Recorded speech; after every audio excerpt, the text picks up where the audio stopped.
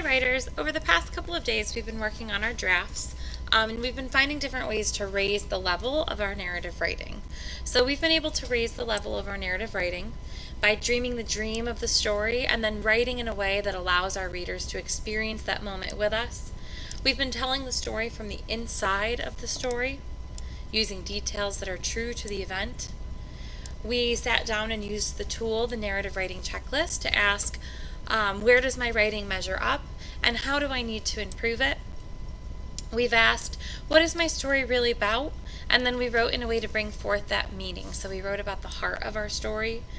Yesterday we talked about the story structure. So we tried to figure out how does my story fit the story arc of rising actions up into a climax, back down to a resolution. And then today what we're going to try to do is elaborate on important parts that relate to that heart or to where our story is really about. So I'd like to use my writing today. Unfortunately, this is my second attempt at a video and the first one didn't save, so I did make some changes already.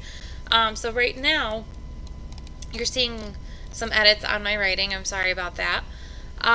But this is my story about my last concert in Vestal Voices. So I went through anything that's crossed out. That's something I had deleted in the past. So I'm looking at the black text, and I decided that something that's really important to me in my story, the heart of the story was how things are changing for me. Things are changing in my life. As I went through Story Mountain yesterday, I decided that the problem in the story is that I've hit the last song in my concert. It's the last song of my last concert. This is it. This is the climax. This is where things are really starting to change for me. So I thought that paragraph here was as we approached the last song. So let me look at some strategies for how I can elaborate on this, how I can slow it down. To really make it stand out for my readers. So, in order to elaborate on the important parts of a story, some things that I could do are slow down the action. I can tell it bit by bit.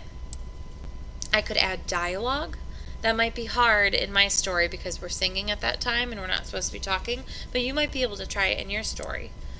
I could give more details. I could show small actions. It's not about the big gestures or the big actions. It's about the little things that are happening.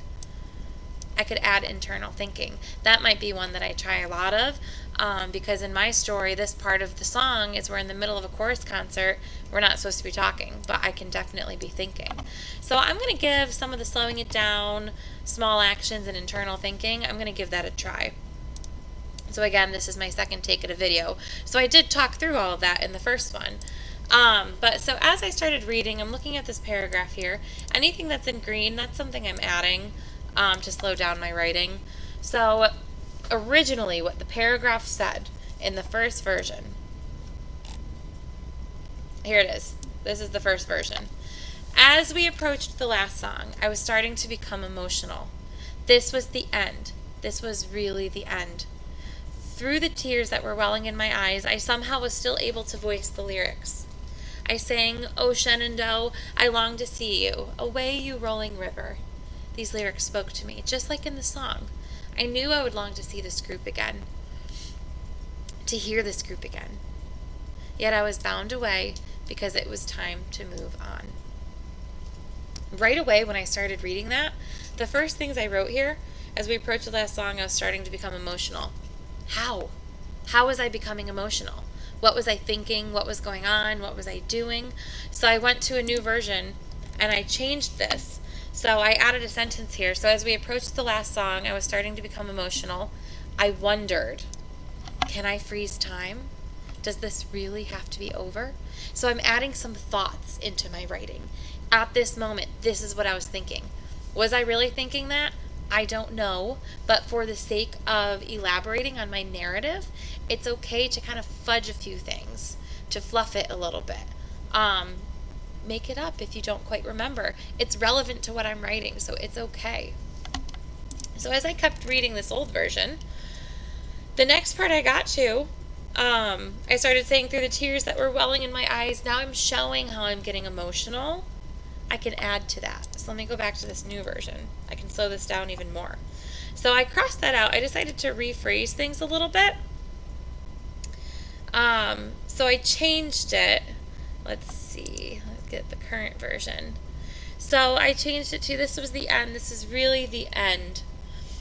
I began to voice the lyrics through my teary eyes. So I'm over here. It says I began to voice the lyrics through my teary eyes, and then I added some more.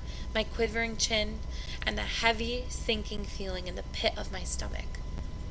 Can everybody feel that? I mean, I know when I get emotional, when I cry hard. So I was starting to cry, which means when I'm starting to cry, I'm like probably like having a hard time breathing. My chin is starting to move, and I have this like permanent frown on my face when I start to cry. So it's really hard to sing if that's happening.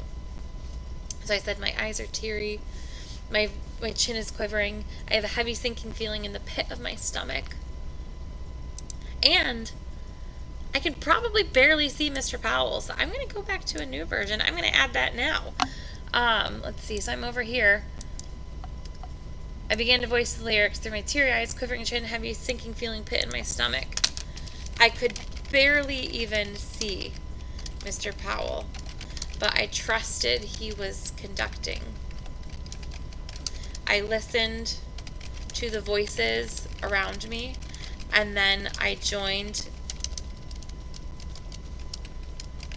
in singing. I'm going to get rid of that. Oh, Shenandoah, I long to see you. Away, you rolling river. These lyrics spoke to me. Just like in the song, I knew I would long to see this group again, to hear this group again. So I decided to add here, this sentence wasn't there before. I said I want to see them, I want to hear them, so I went into more detail about that. I thought about the vast sea of green I was amongst, so all the things I'm seeing. I thought about the blanket of sound that wrapped around me. So now you can probably hear that too. Although I wanted to freeze time, I was bound away because it was time to move on. So I added that freezing time piece again as well. So today when you're writing, so let's look at this version. Now I have a new version, old version. A lot of changes. Where'd it go?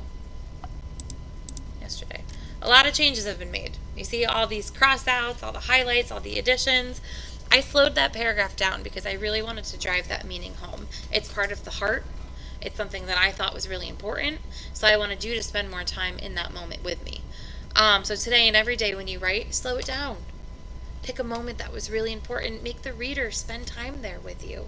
So when you get to your seat, you're going to pick one paragraph that's important to you today. One paragraph. What can you do to that one paragraph to elaborate? Can you slow down the action? Can you tell it bit by bit? Can you add dialogue, give details, show smaller actions within the big actions? Can you add internal thinking? So that's your job today. From right here in the video, I'm going to count 1, 2, 3. I expect it to be the same as if I'm actually there. When I say 1, you'll stand up quietly. 1. Those of you who did stand up quietly, thank you very much. 2. We all should have turned to face the direction we need to walk without talking to our neighbors. When I say 3, you will calmly, quickly, and quietly walk to your seat without talking to your neighbors on the way, without talking to your neighbors when you sit down, because you have some fast and furious writing to do when you get to your seat. 3. Happy writing.